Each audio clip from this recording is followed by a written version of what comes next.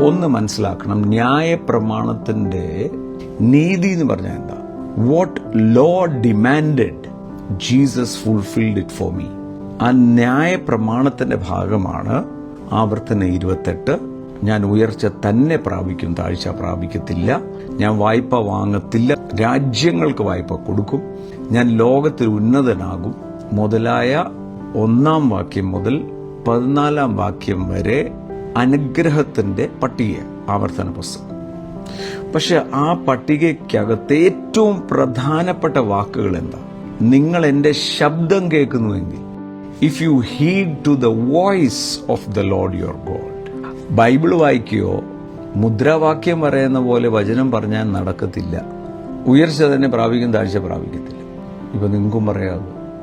പക്ഷെ ഹൃദയത്തിൽ അത് വിശ്വസിച്ച് പറയുന്നതും ഒരു മുദ്രാവാക്യം പോലെ പറയുന്നതും തമ്മിൽ വ്യത്യാസമുണ്ട്.